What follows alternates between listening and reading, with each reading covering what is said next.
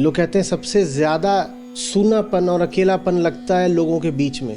भरी महफिल में है और लग रहा है नितांत अकेले हैं। 40-40, 50-50 साल के रिश्ते हो जाते हैं, उनमें आपस में आज तक क्या बात हुई होती है? किसने किससे बात करी?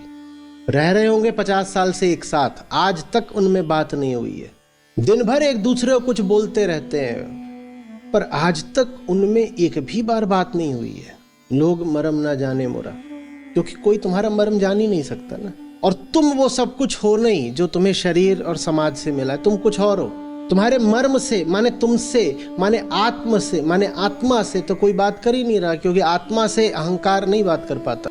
जब वो आज तक खुद से ही नहीं बात कर पाए, तुमसे क्या बात करेंगे? लोग मरम ना जाने मोरा।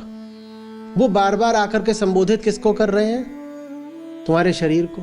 वो तुमसे बात किस भाषा में कर रहे हैं? समाज की भाषा में। वो समाज की भाषा में शरीर को संबोधित कर रहे हैं। भयानक अकेलापन है, जिसको ढकने के लिए आसपास कभी लोग, कभी सामग्री, कभी बाजार इकट्ठा किया जाता है, लेकिन फिर भी अकेलापन जाता नहीं है। लोग मरम न जाने मोरा।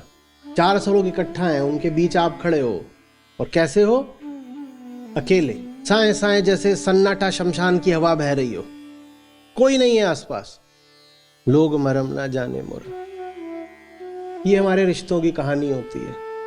इस कहानी को जो मान लेता है कि हाँ है यही कहानी, नहीं लड़ सकता मैं तथ्य से, वो फिर कह देता है कि लोग मरम न जाने मोरा, जो मैं बोरा तो राम तोरा।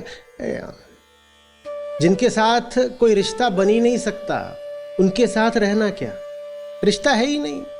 संत शिरोमणि की ये बातें उनके लिए हैं जिनका दिल धड़कता है, जो लाश होकर रिश्ते निभाने के अभ्यस्त हो गए हैं। उनको ये बातें समझ में नहीं आएंगी।